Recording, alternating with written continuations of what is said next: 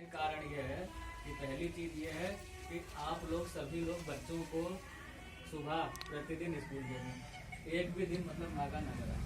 दूसरी बात कि जिन बच्चों का नामांकन आप लोगों ने नहीं कराया है, आप लोग का मतलब ये गांव आपका है और गांव का प्रत्येक बच्चा आपका है। कोई भी जाति धर्म का बच्चा हो, वो सब गांव का बच्चा है। जैसे देश के बच्चे की जिम्मेदारी प्रधानमंत्री साहब की होती है, देश के लोगों की होती है, ऐसे ही गांव के बच्चों की जिम्मेदारी आप लोगों की है। तो आप लोग का काम है कि प्रत्येक बच्चे का अगले सत्र में, ये तो सत्र लगभग निकल चुका है, लेकिन अगले सत्र में प्रत्येक बच्चे का आप लोग जो है नामांकन किसी न किसी विद्यालय में जरूर करवा दें। नामांकन होने में अगर किसी तरह की कोई समस्या आए तो हमारा स्कूल सबको पता है, हमारे स्कूल में आए, हमसे मिलें, और भी टीचर हमसे मिले, हम लोग जाके खुद बच्चों का नामांकन कराएंगे। बहुत ज़्यादा गरीबी स्थिति का कोई बच्चा होगा, उसके बारे में बताइए, उसकी फीस, कॉपी किताब का खर्चा भी हम लेंगे। नमस्ते बेटा। इसके अलावा भारत सरकार ने एक न्यू एजुकेशन पॉलिसी बना दी है। अभी तक हम लोग जो है, जो हम लोग की पढ़ाई हो रही थी बेटा, हम लोग की पढ़ाई किस पे हो रही थी? 1986 की एजुकेशन पॉलिसी पे हो रही थी, 1986 की एजुकेशन पॉलिसी पे हो रही थी। लेकिन अब किस पे हो रही है? अब 2020 यानी पिछले ही साल एक नई एजुकेशन पॉलिसी आ गई है, जिसके बारे में ना बच्चों को पता है, ना माता पिता को पता है। हम टीचरों का ये काम है कि हम लोग घर घर जाके, गाँव जाके न्यू एजुकेशन पॉलिसी के बारे में बताते हैं, क्योंकि पढ़ने का पैटर्न पूरी तरीके से चेंज हो गया है। आपका जो हाई स्कूल में बोर्ड का पेपर होता था वो खत्म हो गया है, इस साल होगा, लेकिन अगले साल से हाई स्कूल का बोर्ड का पेपर नहीं होगा। और प्राइमरी की जो कक्षाएं हैं उनका भी संचालन पूरी तरीके से बदल दिया गया है। अब जो आपके पास न्यू एजुकेशन पॉलिसी, अच्छा दूसरी चीज, जो भी चीज मैं आप लोग को बता रहा हूँ, ये भारत सरकार का गजट है, भारत सरकार की चीज है। ये पत्र जो भी कुछ मैं बोल रहा हूँ वो सारी चीजें 1986 की पुरानी पॉलिसी थी। इसमें देख लीजिए आप लोग क्या है, मैं सब चीज को सबको समझा दूंगा।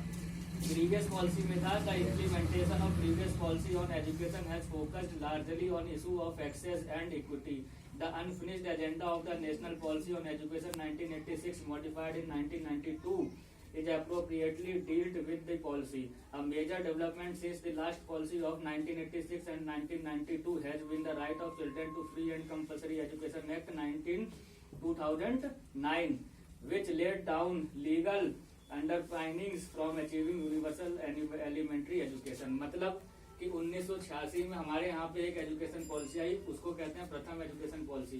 उसमें जो कुछ भी कमियां रह गई थी, उस कमियों को दूर करने के लिए 1992 में एक और जो है उसमें सुधार के लिए कुछ चीजें जोड़ी गई। इसके बाद 2009 में उन्हीं एजुकेशन पॉलिसी में एक सुधार और किया गया।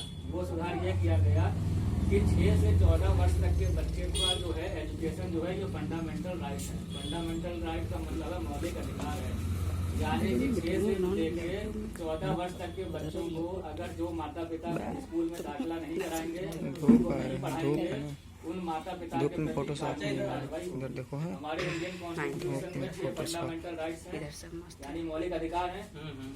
उन मौलिक अधिकारों में से एक मौलिक अधिकार ये भी है कि कंपल्सरी एजुकेशन 6 से 14 वर्ष तक के बच्चों के लिए, सभी के लिए आप लोगों को दाखिला कराना है। अगर जो माता पिता अपने बच्चों का दाखिला नहीं कराएंगे, उनके खिलाफ कानूनी कार्रवाई की जा सकती है। इस पॉलिसी का ये चीज है। अब एक आपकी नई जो पॉलिसी में गवर्नमेंट क्या चाहती है बच्चों से, गवर्नमेंट भी कुछ चाह रही है ना बच्चों से कि ये चीज बच्चे ऐसे बने, कुछ आप पेरेंट्स से चाह रही है कि पेरेंट्स को ये बात करनी है, कुछ टीचरों से भी चाह रही है कि टीचर ये करें। तो गवर्नमेंट क्या चाह रही है? Principles of the policy, the purpose of the education system is to develop good human beings. मतलब मुख्य काम क्या है एजुकेशन का? मुख्य काम ये है एजुकेशन का कि हम लोगों को एक अच्छे ह्यूमन बीइंग बनाने, अच्छे ह्यूमन बीइंग का मतलब एक अच्छा आदमी बनाने की ओर अग्रसर करना है। और पढ़ाई तो एक है, पढ़ाई लिखाई तो हमको करनी ही करनी है, लेकिन पहला उद्देश्य क्या है? एक अच्छा व्यक्ति समाज को देना। ये बच्चे हैं, यही जो आगे चल के समाज बनाएंगे, और इन्हीं को हम लोग को एक अच्छा व्यक्ति के रूप में यहाँ से ठीक आ रहा है photo. Rational thought and action, possession, compassion, empathy, courage and reality, scientific temper and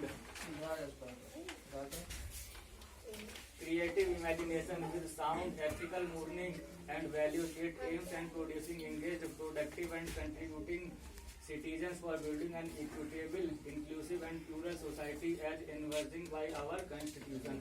और हमारे संविधान में जो भारतीय कॉन्स्टिट्यूशन में जो कुछ भी पढ़ाई को लेकर शिक्षा के लिए जो बातें की जा सकती हैं वो पॉलिसी ये बता रही है। A good education institute is one in which every student feels welcome and cared for. एक अच्छा एजुकेशन इंस्टीट्यूट, इंस्टीट्यूट का मतलब स्कूल, कॉलेज, यूनिवर्सिटीज। एक अच्छा इंस्टीट्यूट क्या चाहता है? वो ये चाहता है कि एक बच्चे को एक अच्छा माहौल दिया जाए। हर स्कूल का, हम लोग का भी क्या माहौल है कि बच्चे आए तो स्कूल आने से डरे नहीं, एक अच्छा माहौल दिया जाए। क्या क्यों? क्योंकि अगर बच्चा मान लीजिए आके टीचरों से डरे या अपने दोस्तों से डरे तो बच्चा कल को स्कूल नहीं आएगा। तो मुख्य काम क्या है?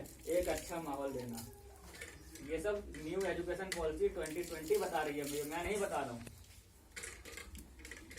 Where a safe and stimulation learning environment exists, where a wide range of learning experience are offered and where good physical infrastructure and appropriate resource conducting to learning are available to all students। और एक अच्छा infrastructure का मतलब building अच्छी हो, table कुर्सी हो, black board हो।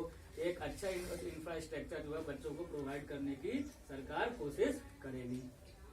Attaining these qualities are must be the goal of every education institution। और ये जो क्वालिटीज है हर एजुकेशन इंस्टीट्यूशन में, चाहे स्कूल हो, चाहे यूनिवर्सिटी हो, चाहे कॉलेज हो, हर जगह पे ये चीजें होना जरूरी है। However, at the same time, there must also be a seamless integration and coordination across institution and across all stage of education। और सभी स्टेज जो शिक्षा के जितने भी स्टेज हैं, स्टेज का मतलब प्राइमरी एजुकेशन एक स्टेज, सेकेंडरी एजुकेशन, फिर हायर एजुकेशन, ये स्टेज हैं। 5वीं तक का बच्चा, 10वीं तक का बच्चा, 12th का बच्चा, फिर यूनिवर्सिटीज में डिग्री कॉलेजों के बच्चे, यूनिवर्सिटीज के बच्चे, ये सब बच्चों की स्टेज है।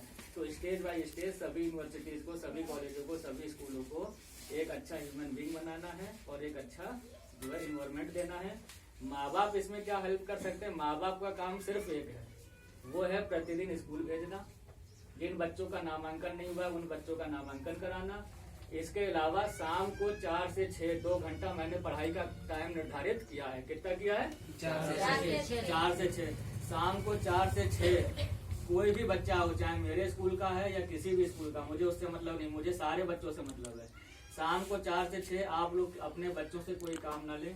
4 बजे से पहले कुछ करा लिए, 6 बजे के बाद 2 घंटे सब लोग अपने अपने बच्चों को अपने अपने घरों में पढ़ाने बैठा लिए और मैं बाद शाम को आके चेक किया करूँगा किसके बच्चे पढ़ रहे हैं, किसके बच्चे नहीं पढ़ रहे हैं। इसके अलावा अगर किसी के बच्चे नहीं पढ़ रहे हैं तो वो मुझको फोन करे, मैं तुरंत आ जाऊंगा और देखूंगा क्यों बच्चा नहीं पढ़ रहा है। बच्चों को शाम को 4 से 6 पढ़ना है प्रतिदिन, ठीक है। और जो चीज ना समझ में आए अगले दिन आके अपने अपने स्कूलों में जाना है, अपने अपने टीचर्स से पूछना है। इसके अलावा मैंने ऑनलाइन जो ग्रुप बनाया है उसमें आप लोग जो भी समस्या हो मुझसे पूछ सकते हैं। तो माता पिता से ये कि आप लोग शाम को 4 से 6 बच्चों को प्रतिदिन पढ़ाएं।